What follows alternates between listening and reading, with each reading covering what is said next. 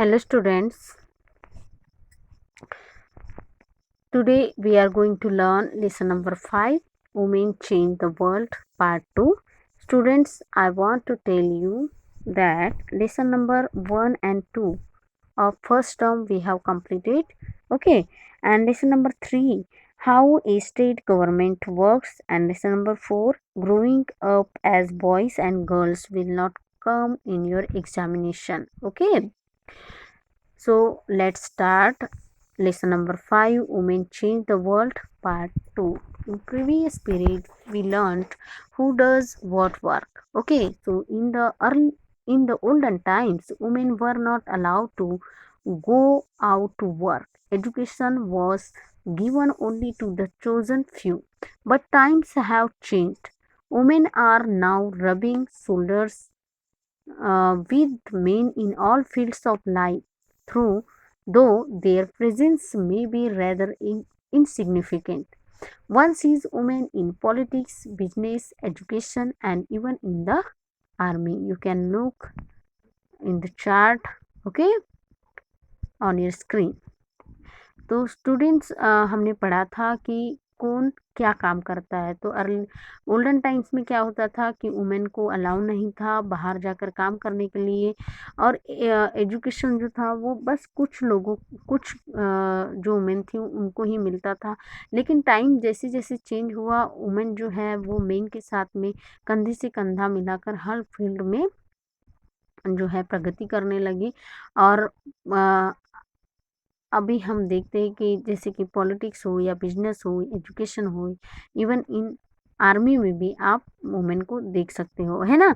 तो आप टेबल जो दिया गया है उसमें देख सकते हो कि that on a scale of 1 to 10, okay, we found out how many men and women work in the following fields. तो फॉलोइंग फील्ड्स कौन सी है? टीचर्स है, फार्मर है, factory worker, nurse, scientist, pilot, tutor, pilot, okay. And उसमें जैसे teacher की category में काम करने वाले मेन कितने हैं? 5, वुमेन 5। मतलब यहाँ पर जो ये जो कैटेगरी है मेन और वुमेन के लिए बराबरी की है। देन फार्मर कैटेगरी में आप देख सकते हो मेन कितने हैं? 7, women 3। Factory worker main 8, women 2। Nurse main 1, there are 9 women in category of nurse, okay. Then scientist men 7, women 3, pilot 9, women 1. So total number of men 37 in this category, and total 23 women work in this category, okay. So if we were to discuss why we find more women as nurses, the answer would be that women are gentle and patient, okay. Similarly, we find that there are more men pilots that than women, because men are technically sound and are capable of reacting formally in an emergency. Due to this stereotype belief, women often lag behind men in various jobs and occupations. Girls do not get the same supports from their family members as boys get. It is often seen that after the basic schooling is over, girls are made to believe that their main objective is to get married to a nice person and look after his house and family, okay. तो students आप देख सकते हो कि जैसे हमने discuss किया और फाइंड किया कि बहुत सारी महिलाएं जो है वो नर्स में है। नर्स आप देख सकते हो मैन के कंपैरिजन में नर्स जो है वुमेन ज़्यादा है, राइट। तो वुमेन क्यों होती है? तो उसका आंसर क्या मिलेगा? क्योंकि वुमेन जेंटल और पेशेंट होती है, सहनशीलता वाली होती है, जेंटल होती है। सिमिलरली हमने देखा कि जैसे मेन जो है वो ज़्यादा पायलट्स है। पायलट्स में आप देख सकते हो पायलट की संख्या मेन की कितनी है? 9, और वुमेन की कितनी है? 1 है। तो इसका आंसर क्या मिलेगा? The answer would be men are technically sound and are capable of reacting formally in an emergency, okay. तो ये हमें आंसर मिलेगा। तो ये जो स्टीरियोटाइप जो बिलीफ है हमारे समाज में कि वुमेन उस वजह से वुमेन जो है पिछड़ती जा रही है मेन से वेरियस जॉब और ऑक्यूपेशन में। ओके, जैसे कि गर्ल्स जो है वो उनको सेम सपोर्ट नहीं मिलता फैमिली मेम्बर से जिसे जितना बॉयज़ को मिलता है। तो it is often seen often seen that after the basic schooling is over, girls are made to believe that their main objective is to get married to a nice person and look after his house and family. Okay, after that, today we will learn fewer favor opportunities and rigid expectations. Since all people are equal in people, men and women should also be treated as equal to one another. Gender is the root of all social inequalities between men and women. Females receive less attention than men. Their health is normally poor. Moreover, childbirth also renders them weak. The number of girls in schools and colleges is much less than that of boys. Women are not allowed to decide the course of their life. They are married off and at a very young age. There are legal loopholes which deny inheritance right to women. Now it has been remedied to an extent. Okay, जैसे since all people are equal, जैसे कि हम बोलते कि हर जो लोग हैं वो इक्वल है, पीपल मेन हो या वुमेन हो। ओके, ये इनको ट्रीटेड भी कैसे करना चाहिए, इक्वल करना चाहिए। तो जेंडर जो है ये रूट है सोशल इनइक्वालिटीज़ का। इन इक्वालिटीज़ का जो जेंडर जो है वो क्या है, रूट है बिटवीन मेन एंड वुमेन के बीच का। फीमेल जो है वो लेस अटेंशन पाती है देन मेन। ओके, उन फीमेल की जो हेल्थ होती है वो नॉर्मली होती है, नॉर्मली पुअर होती है। Moreover child birth also renders them weak. Okay, is the number of girls, आप देखोगे कि स्कूल में जो गर्ल्स की संख्या जो है वो बॉयज़ से कम होती है। कॉलेजेस में भी आप देखोगे कि गर्ल्स का जो नंबर है वो स्कूल और कॉलेज में जो है बॉयज़ से कम होती है। तो women are not allowed to decide the course of their life. Women को ये अलाउड नहीं है कि वो अपने जीवन अपने लाइफ का कोर्स को डिसाइड करे। They are married of at a very young age. Okay, then women are supposed to look after the house and the children. If a woman goes out to work, she is expected to attend to both the duties. This results in physical and mental exhaustion.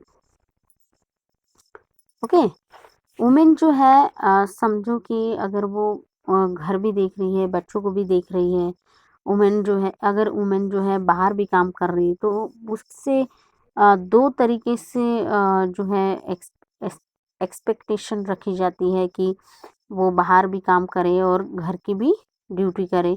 तो इस वजह से जो है women physical और mental जो है exhaust हो जाती हैं। Okay, then we will learn about learning for change.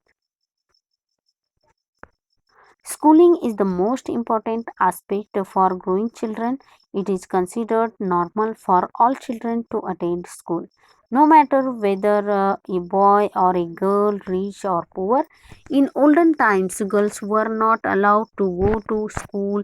They were taught traditional family skills like pottery and weaving. Whatever work women did for the family, women did for the family was considered an additional support. In a potter's family, women had to collect mud and prepare the earth for pots. The wheel was operated by a male member, either father or son, since they did not operate the wheel, their contribution was considered negligible. Okay तो जैसे school जो है वो important aspect है growing children के लिए, और ये नॉर्मल कंसिडेंट है, it is considered normal for all children to attend school, no matter कि वो बॉय है कि गर्ल है, रिच है या पुअर है। ओके ओल्डन टाइम्स में क्या होता था, गर्ल्स जो थी उसको अलाउ नहीं था स्कूल जाने के लिए, उनको ट्रेडिशनल जो है वो वर्क सिखाते थे, जैसे पॉटरी और वीविंग के लिए, वॉट एवर जो वर्क वुमेन को मिलता था, did for the family. Okay women जो थी वो वर्क करती थी अपने फैमिली के लिए, अपने परिवार के लिए, and women did for the family was considered an additional support के रूप में वो काम करती थी। जैसे कि फॉर एग्जांपल पॉटर्स की फैमिली होती थी, तो पॉटर्स की फैमिली में वुमेन जो थी उसका काम था मड को कलेक्ट करना और अर्थ जो है उसको मड को प्रिपेयर करना फॉर पॉट्स के लिए। ओके व्हील जो होता था उसको पॉटर्स की फैमिली में जो व्हील जो होता था उसको ऑपरेट करने का काम कौन करते थे, मेल मेंबर करते थे, फादर या सन। तो since they did not operate the wheel, there contribution was considered negligible. जिसके अब हमने पढ़ा कि व्हील को ऑपरेट करने का काम मेल मेंबर का होता था, तो जो वुमेन का जो कंट्रीब्यूशन होता था मर्ड को कलेक्ट करना या प्रिपेयर करना पॉट्स को, उसका कंट्रीब्यूशन क्या हो जाता था, निग्लिजिबल हो जाता था। Okay so many new ideas regarding education were formed in the 19th century. Social reformers championed the cause of women's education. Girls' schools were established. Schools became more common. More and more children started attending school. Okay, तो बहुत नए ideas जो है education में आने लगी, form होने लगी 19th सेंचुरी में। सोशल रिफॉर्मर्स जो चैम्पियंस जो थे उन्होंने वुमेन्स एजुकेशन के लिए लड़े, गर्ल्स की स्कूल की स्थापना की और स्कूल जो है वो फिर कॉमन बन गई। अब ज़्यादा से ज़्यादा बच्चे जो है स्कूल में अटेंड होने लगे। वैसे ही हम अब पढ़ने वाले हैं Rokeya Sakhawat Hossain and her dream के बारे में। Okay so you can look on your screen Begum Rokeya. Begum Ruqayya was born in a rich landlord's family. She knew how to read and write Urdu. She was not allowed to learn English. English was considered to have a bad effect on women. Only boys were allowed to learn English. Ruqayya Sakhawat learned to read and write English with the help of her elder sister and elder brother. At only 25, she wrote a book called Sultan's Dream in 1905. It is the story of a lady named Sultana who dreams of going to Ladyland, where women fly air cars and create inventions like controlling rain. The brain power of women rules the power of guns and weapons of men. Ladyland is a place where women had the freedom to study, work, and move around. But when Sultana wakes up, she finds it was just a dream. In those days, even before girls were allowed to go to school, Ruqayya was imagining women to fly planes and cars, invent things. Ruqayya was able to imagine all these because of her education. She started a school in Kolkata in 1910 for girls. Okay, तो students Ruqaiya Begum का जन्म एक rich landlords family में हुआ था और रुकैया जो थी उसे पढ़ना और लिखना दोनों आता था। उर्दू में उसे रुकैया को पढ़ना और लिखना आता था और लेकिन उसे इंग्लिश लर्न करना अलाउ नहीं था। तो इंग्लिश, क्योंकि उस समय ऐसे मानते थे कि इंग्लिश जो थी वो वुमेन के ऊपर बैड इफेक्ट करती है, तो इसीलिए सिर्फ बॉयज़ ही इंग्लिश को लर्न कर सकते थे।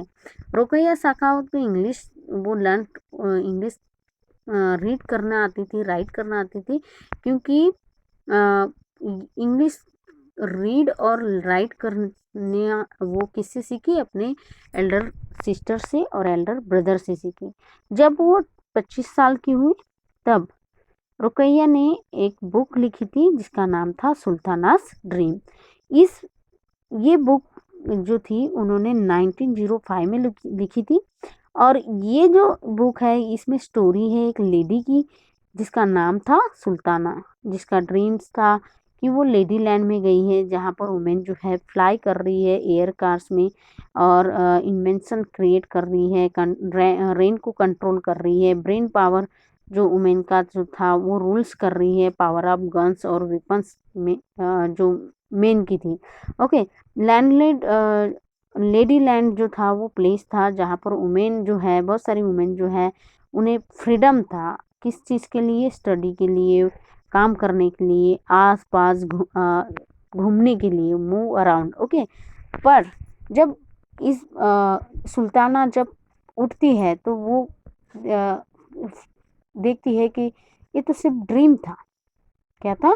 सिर्फ ड्रीम था। तो उस समय सोचो कि even before girls were allowed to go to school, Rokeya was imagine women to fly planes and cars. Okay, तो रुकैया ने उस समय जो है इमेजिन किया कि वुमेन जो है वो फ्लाई कर रही, प्लेन्स को फ्लाई कर रही है, कार्स चला रही है, अदर थिंग्स को इन्वेंट कर रही है।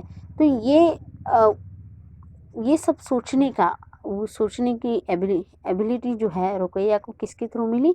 एजुकेशन के थ्रू मिली। Rokeya was able to imagine all this because of her education. So she started a school in Kolkata in 1910. Okay, तो ये सब जानने के बाद में रुकैया बेगम ने 1910 में कोलकाता में गर्ल्स के लिए स्कूल की स्थापना की। Then second story we will learn about Raj Sundari Devi's autobiography.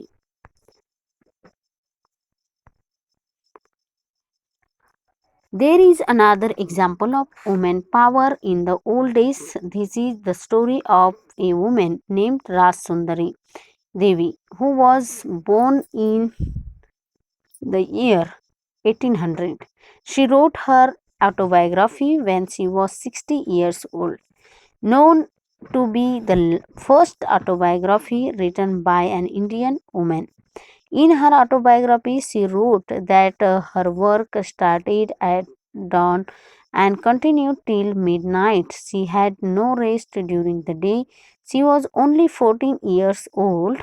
She wanted to read a religious manuscript, as in those days women were not educated.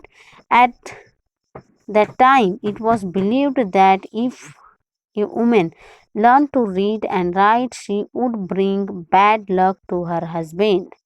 So she first had to learn and read and write.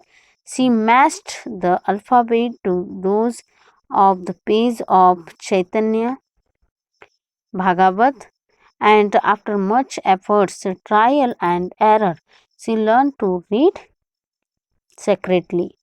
Rasundari Devi learned to read because she was dedicated.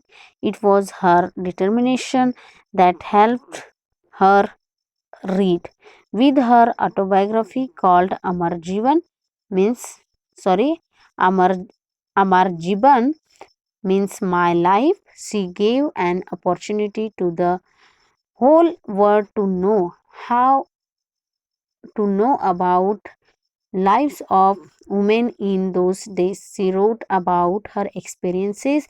She was only 14 years old and had to work from morning till night. Sometimes she had no rest, no time even to sit and eat. Okay, तो जैसे कि हमने पहली story पढ़ी बेगम रुकैया की, तो वैसे ही राज सुंदरी देवी की ऑटोबायोग्राफी में लिखा है। और ये there is another example of women power, okay, in the old days का एक अनदर एग्जांपल है। इसमें जो स्टोरी है जिसका नाम है राज सुंदरी देवी, तो इसमें जो है उनका जन्म हुआ था 1800 में, और उन्होंने अपनी ऑटोबायोग्राफी लिखी थी जब वो 60 साल की हुई थी। और फर्स्ट ऑटो जिसे जो है ये फर्स्ट ऑटोबायोग्राफी है इंडियन वुमेन की। और इन्होंने अपने ऑटोबायोग्राफी में लिखा कि अपने काम के बारे में, she wrote that her work started as dawn at continue till midnight, मतलब सुबह के से वो रात आधी रात तक वो काम ही करती थी। उनके जीवन में कोई रेस्ट नहीं था during the day. She was only 14 years old. जब वो 14 साल की थी, she wanted to read a religious manuscript. वो क्या पढ़ना चाहती थी? रिलीजियस मैन्युस्क्रिप्ट को पढ़ना चाहती थी। लेकिन उन दिनों में women were not educated. Women जो थी वो एजुकेटेड नहीं थी। At that time it was believed that if a woman learned to read and write, she would bring bad luck to her husband. उस समय ये बिलीव किया जाता था कि अगर वुमेन लर्न कर लेती पढ़ना लिखना, तो ये बैड लक होगा उसके हस्बैंड के लिए। So she first had to learn to read and write. She matched the alphabet to those of the page of Chaitanya Bhagavat. Okay, तो राज सुंदरी देवी ने जो है पहली बार she first had to learn to read and write, okay, और match किया alphabet को pages कौन से पेजेस से? चैतन्य भागवत के पेजेस से। और after much effort, trial, error, she learn to read secretly. और उनके ये अथक प्रयत्न से उन्होंने सीखा पढ़ना, ओके, सीक्रेटली। राज सुंदरी देवी जो है उन्होंने पढ़ना सीखा बिकॉज वो डेडिकेट थी। उनका डिटर्मिनेशन जो है उनको हेल्प करने के लिए, उनके डिटर्मिनेशन ने उनको हेल्प की पढ़ने में। और उनके ऑटोबायोग्राफी का नाम है अमर जीवन। अमर जीवन का मतलब होता है माय लाइफ, मेरा जीवन, जिससे उन्हें अपॉर्चुनिटी मिली। She give an opportunity to the whole world. उन्होंने पूरी दुनिया को एक अपॉर्चुनिटी दी to know about the life of woman in those days, okay. She wrote about her experiences in her book. उन्होंने अपनी आत्मचरित्र में अपने अनुभव को लिखा है कि कैसे वो 14 साल की उम्र से उन्हें काम करना पड़ता था मॉर्निंग टिल नाइट तक। कभी कभी तो उन्हें रेस्ट के लिए समय नहीं मिलता था, या बैठने के लिए और खाने के लिए भी समय नहीं मिलता था, ओके। तो ये थी कहानी किसकी? राज सुंदरी देवी की, जिन्होंने उस समय ओल्डन टाइम्स में वुमेन की कंडीशंस को बखूबी एक्सप्लेन किया अपने आत्मचरित्र में, okay. So students, I hope you understood about Begum Ruqayya and Raj Sundari Devi's autobiography. We will learn more about this lesson in next period. Okay, bye.